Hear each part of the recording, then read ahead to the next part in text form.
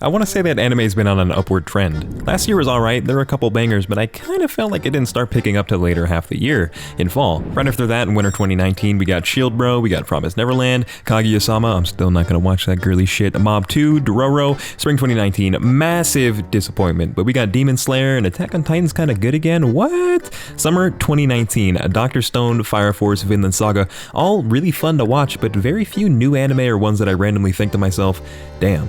That fucking slapped. The Shield Bros and Dr. Stones are pretty cool, but they're also like Zach Galifianakis.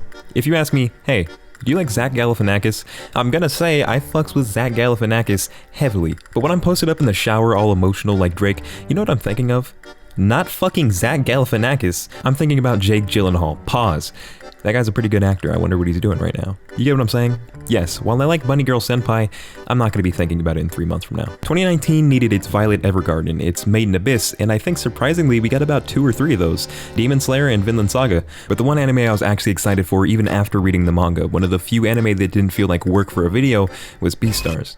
And I know a lot of you were thinking, oh, he's retarded. And while I may very well be retarded, believe it or not, it's actually not because I think Beastars is the best anime in the last 2 years. I've actually had like 3 or 4 people hit me up saying the same thing. That furry anime you recommended?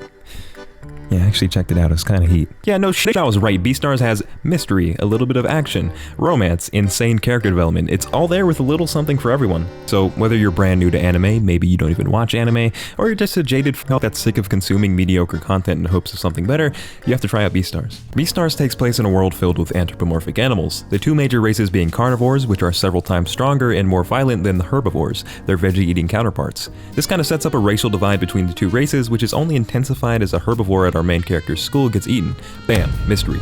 Moving on, turns out the guy who got murdered was real good friends with Legosi, so he takes it upon himself to find the murderer. But what's interesting about Beastars is that instead of having this carry the plot, they totally put it on the back burner for the next season. Instead, for the most part, you get a super interesting guy who's placed in a super interesting living, breathing world. At a cursory glance, you might look at Beastars and think it was made to pander to furries or simps on Discord, but after about 5 minutes of critical thought, that idea is pretty quickly dismissed. Here's how I like to think of it. In Lord of the Rings or Skyrim or anything like that, they imagine what a world full of races with their own unique physical attributes and cultures would be like. So elves, dwarves, and all that. Beastars has a very similar thing going on, but with animals. When you're watching Beastars, you're guests in this vivid-ass world that existed long before you started watching. If you're a bird and want to fly, you need a flying license. Eating meat is illegal? Well, you can go to the black market. This stuff has all already been thought of. Episode 7 opens with 4 minutes of a chicken selling her eggs as a part-time job, and I fucking loved it. I shouldn't have been entertained by that, but I love getting to know more about the world. Even more interesting is who inhabits this world. The insanely believable group of young adults dealing with their own issues. The problem I have with anime is that oftentimes authors aren't imitating life, they're imitating other anime. You get trope characters that act within these static dialogue trees that we've seen a million times. I shouldn't be able to say, it's not like I like you or anything, but baka, and instantly have you know everything about that character. With Beastars on the other hand, that shit's not happening. You can't contain real personalities and life experiences inside of a trope. Luois initially seems unbearable, but you later find out why he acts that way and how cool and calculated he really is. He's a dick for a reason and instantly becomes insanely lovable because of it. Our main character Legosi battles against his instincts constantly, always reevaluating and challenging himself. The rabbit is a whore. How often do we see whores in anime?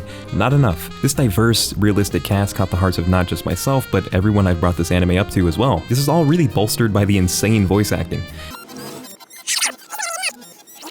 たまには本気で挑んでこいよ。噛んでみろレゴシ。俺を噛め！ I'ma be real, anime voice acting all sounds the same to me. The delivery, the pauses, the pitch, it all sounds the same. Every buff guy might as well be voiced by the same guy. Every girl modulates her voice to this unnaturally high pitch until they all sound the same to me.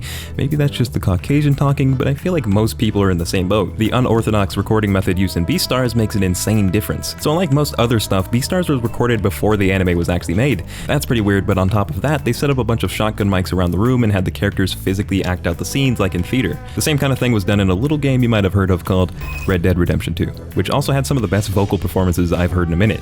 I know I'm getting off track, so why does this matter? Well, the voice acting came out genuine and real, like what I imagine actual Japanese people sound like. One thing you might notice is that the delivery is breathy and candid. It took Beastars to make me realize how something as simple as hearing someone's breath when they speak makes everything sound so much more natural.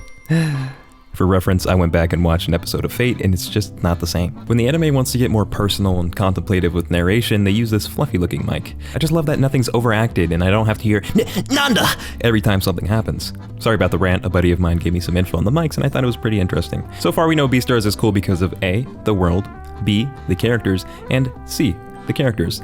Legosi is so tight, that guy is literally just the people's champion. He's a lonely and inexperienced guy who starts to learn more about himself with the audience. You discover new sides of him that he didn't even know he had. By the time the romance starts to bloom, even though I hate this thought, it was cool to see Legosi grow and learn more about himself. D, the drama. I've read the manga. I know everything that's gonna happen, and I'm still biting my thumb at the edge of my seat during some of the most heated parts of the story. I remember I was at like a big climactic part of an episode and someone knocked on my door and I just yelled, "What?" That just made me feel like such a little white boy. But the point is, it had me invested. Story-wise, it's just compelling. It's down to earth. It's real. It's emotional. There's a lot more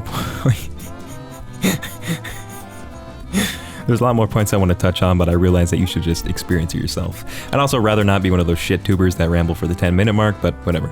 The last thing I want to talk about is Beastars production.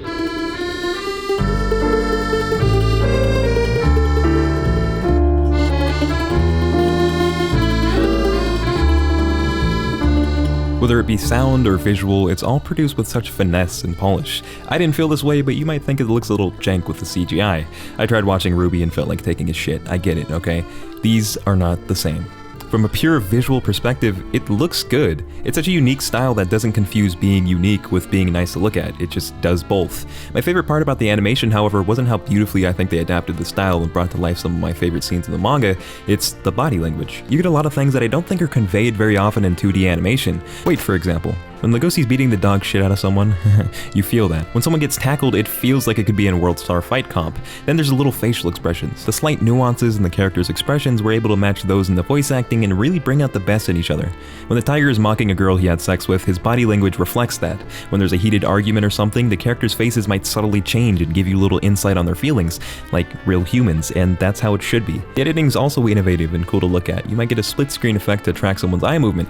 Just keep track of how they edit a lot of the scenes when you're watching. My only complaint is that the action towards the end is a bit weak and looked way cooler in the manga. And finally, the music. It slaps. I never watch openings. I don't speak Mandarin. Why would I want to listen to a song in Mandarin? But every once in a while, something's so sonically pleasing that I just can't ignore it. Even visually, it's not just a bunch of anime characters doing Spider-Man poses, and I respect that heavily. The whole soundtrack is just one massive vibe. I've been listening to the OST while typing the script and totally forgot it was anime music. For the most part, you'll be getting that really relaxing jazz stuff. Occasionally, you might get hit with some accordion music. There's a trap beat somewhere in there. Just a really dynamic and versatile soundtrack. Every single track is noteworthy. I'm being serious. There's at least 5 times while watching the anime that I had to pause and record the time that a beautiful song was playing. The beautiful thing about Beastars is not that you're watching it for the romance, not that you're watching it for the world or the drama, it's that even if you have no interest in one of those things, you can enjoy nearly every other aspect of the show. The art is immersive and sucks you in. The characters and dialogue make you feel cozy and at home. It boasts a powerful soundtrack that complements the lowest lows or the highest highs.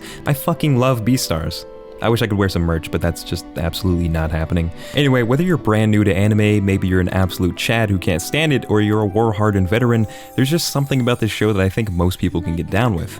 I scratch my balls all day and watch things with cool fights because I like cool fights, yet even I surprisingly found this to be my favorite manga series and one of my favorite anime ever made. Give it 3 episodes. If you're not feeling it for whatever reason, it's time to move on. I mean, if you don't like it, you don't like it. Everyone hypes up Violet Evergarden, but between you and I, that shit put me to sleep.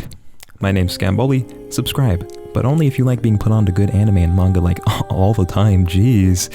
I realize this video is less of a review and more of me throating Beastars. I just love the show and really enjoyed talking about it. Next week, we're talking about Winter 2020 or Plunderer. Spoiler alert, I fucking hate Plunderer. See ya.